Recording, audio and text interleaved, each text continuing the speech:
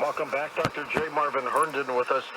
Marvin, do you think this geoengineering that has created these horrible wildfires was originally the intent that they thought, oh, we're going to burn down half of the state, let's do it?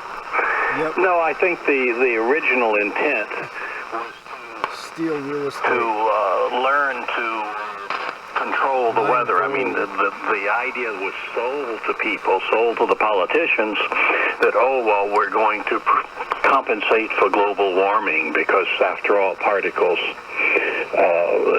cool the Earth.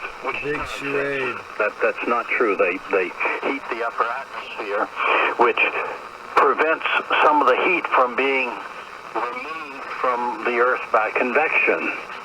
And that's so it's all totally backward. But I think that the military, for whatever reason, wanted to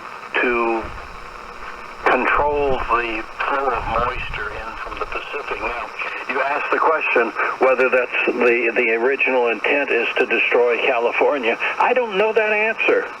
I don't know who makes the decisions as to where to move the weather or where or when to do the aerial spraying. Or is it an experiment? Are they saying to themselves, let's see what we can do, let's see how much havoc we can create in case we need to use it in warfare?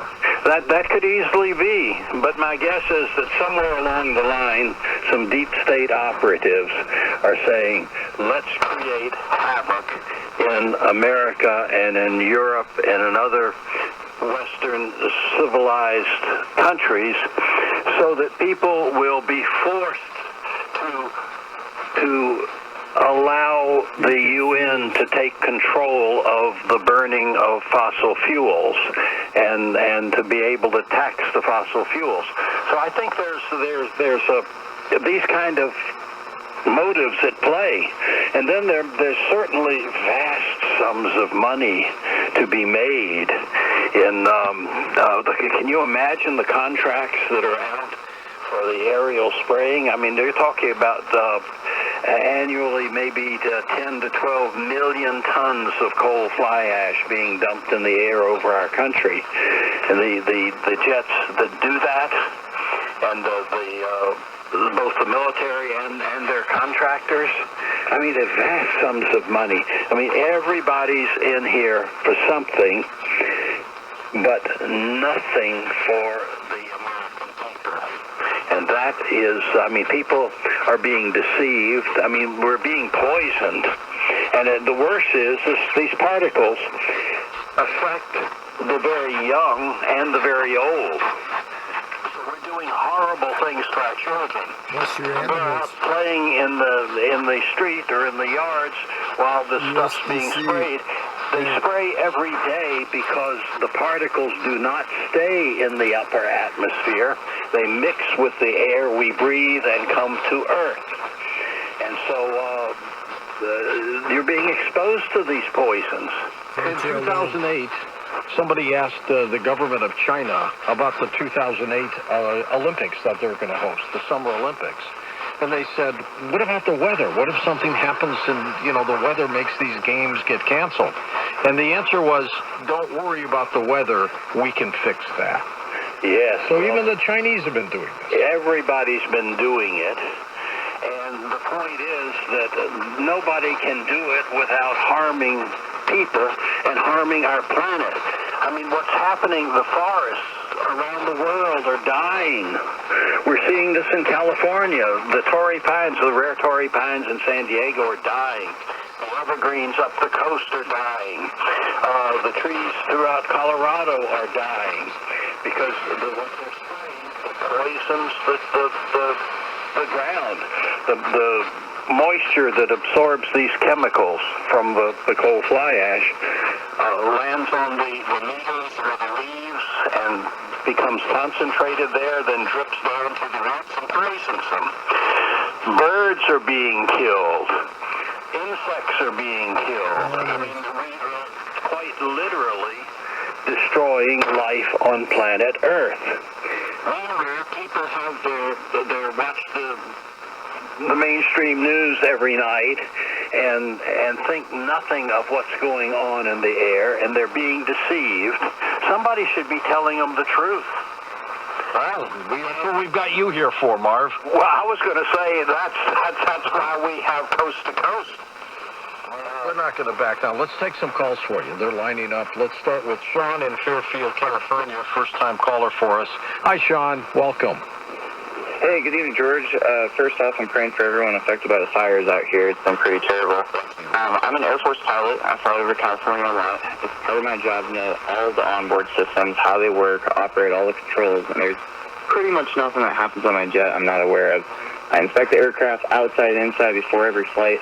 My question for your guest is, since I always get asked about controls, like all the time, how would they be there without me knowing? And if they are, what exactly am I looking for internally to explain this to myself? I'm not sure I heard all of the question, but what do you look for? What would he look for, and how could he, as a pilot, not know what was going on? There are tanker jets that fly and distribute this material in large quantity. What also appears to be the case, I've seen, and in fact in the Wildfires paper, I show a couple of photographs of commercial jets that appear to be spraying.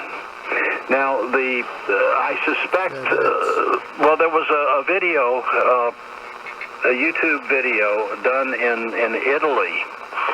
And what the guy in Italy said, he worked at an airport, and he saw some exhaust pipes that didn't seem to belong where they should be.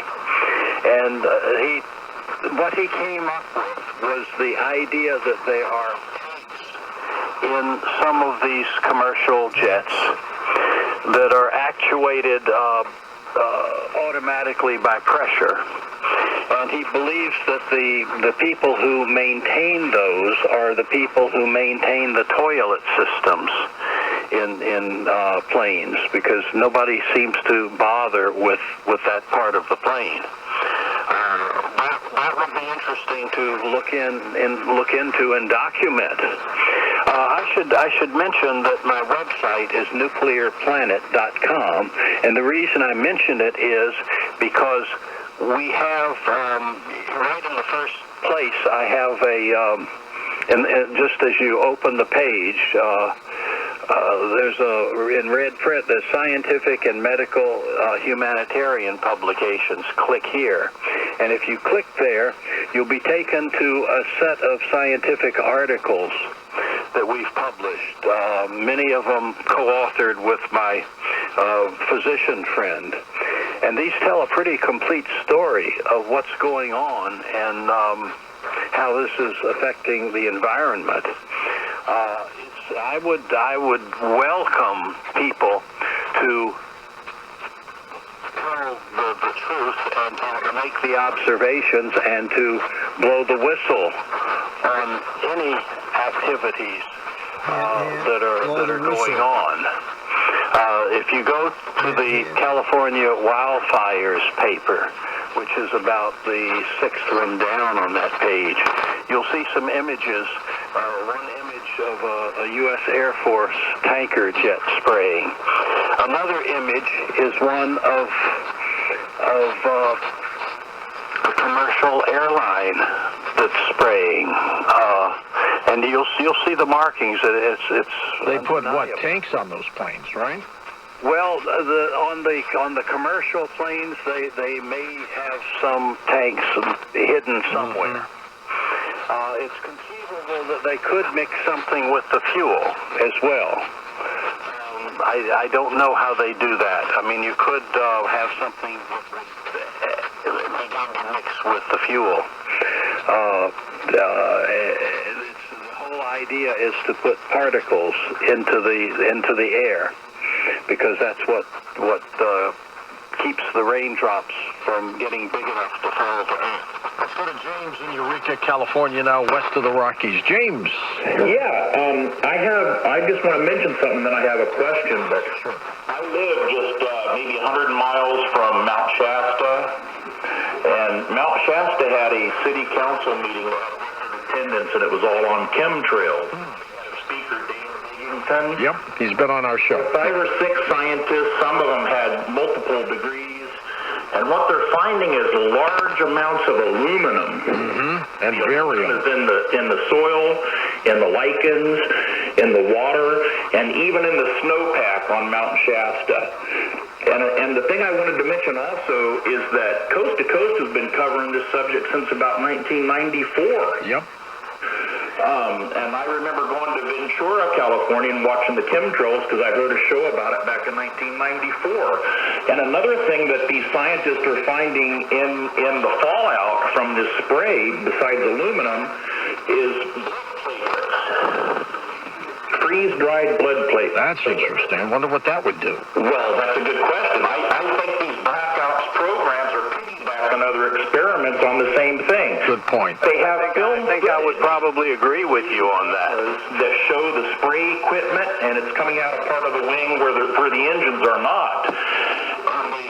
They have film footage of the tanks that are inside passenger planes, and then pilots testify that these planes are not on the regular frequencies. They don't use the squawk box like the passenger airlines. They're on some military frequency, and they don't even contact the tower.